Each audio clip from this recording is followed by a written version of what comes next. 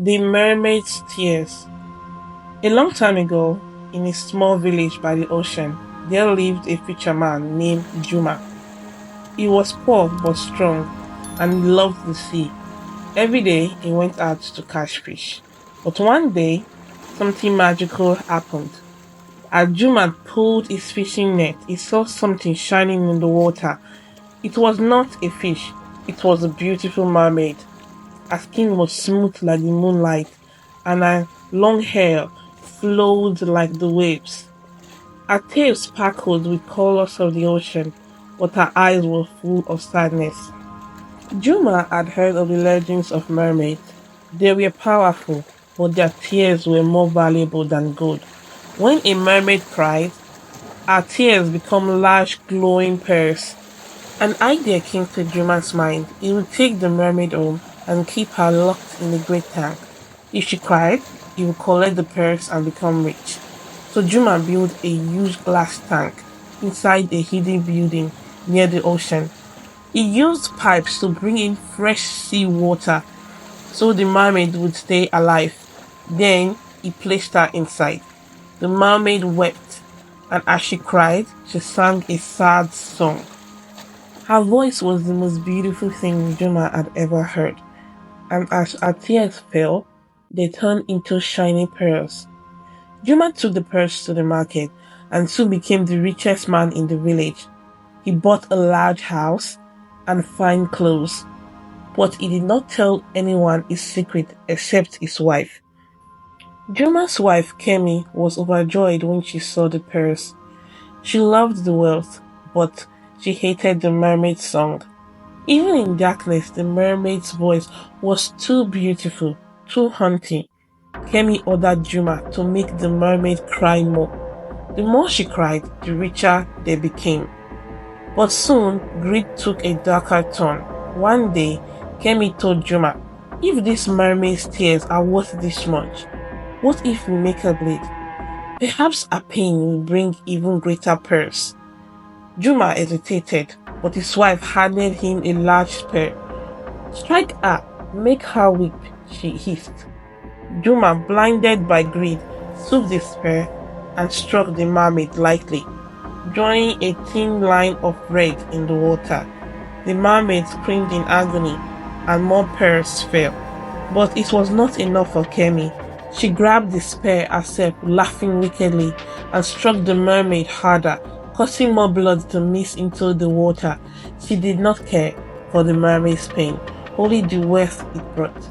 The mermaid's suffering lasted for many years, locked in a prison, but no one knew her sorrow, until one day, Juma and Kemi's two sons grew curious. Juma's two sons, Malik and Tano, were strong and handsome. They had grew up in luxury, never knowing their father's secret. But one day, Juma took them to the hidden building near the ocean. Inside, they saw a huge glass tank and the beautiful mermaid inside. Her eyes, filled with sorrow, met theirs. She did not sing, but the air was filled with a silent sadness. Malik, the greedy son, was delighted when he saw the pearls. "Father, this is wonderful. We must collect more," he said, dreaming of more riches. But Tano, the kind-hearted son, felt something deep in his heart. "Father, this is wrong. She's not an animal, she's a living creature. How can we take happiness from her pain?" The mermaid looked at Tano with her deep, sorrowful eyes, and suddenly something changed inside him.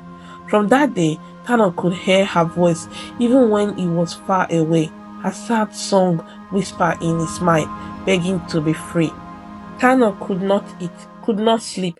The mermaid's song filled his heart with sadness. He knew he had to do something. He had to free her. One night, when the moon was full, Thanos sneaked into the hidden building. His heart pounded as he opened the pipe that controlled the water. The tank began to break and the seawater rushed in. The mermaid looked at him, her eyes filled with hope. Then, with a final push, the glass shattered and the ocean carried her away. As she swam into the sea, she sang a song not of sorrow but of joy. Tano sat in a boat and watched the mermaid sing beautifully. The mermaid swam closer to Tano, and as she sang, beautiful pearls fell from her eyes, filling Thanos' boat. The sea sparkled with her magic, and for the first time in years, she was free. She swam deeper into the ocean. Her body began to glow. The water around her shimmered as she regained her full powers. Her tail became stronger, her voice filled with power. Her eyes shone like the stars. She was no longer weak. But the mermaid did not forget her suffering. She did not forget Juma and Kemi's purity. As she swam deep into the ocean, she sang one last song, a song of madness. Juma, Kemi, Malik heard the song in their dreams. It whispered in their ears, making their minds twist with fear. They could not escape it. One by one, they lost their senses. They ran into the hidden building where the empty tank stood. But the mermaid song was too powerful. In their madness, they jumped into the empty tank, believing they were swimming in gold. The water was gone, but their mind could not see, and there they drowned in their own greed. Only Tano was left. He kept the golden pearls, not out of greed, but as a reminder of what had happened. He used them wisely, helping the poor and ensuring that no one would suffer for wealth.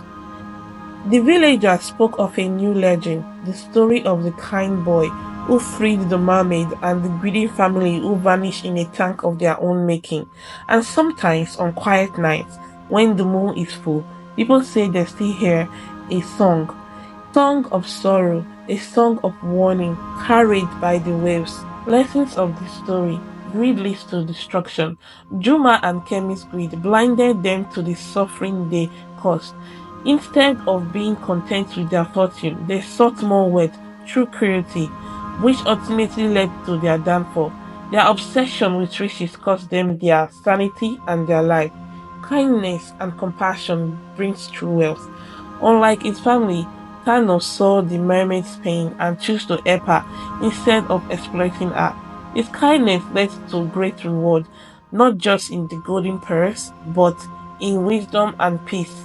He used the blessings to help others, showing that true wealth comes from kindness, not greed.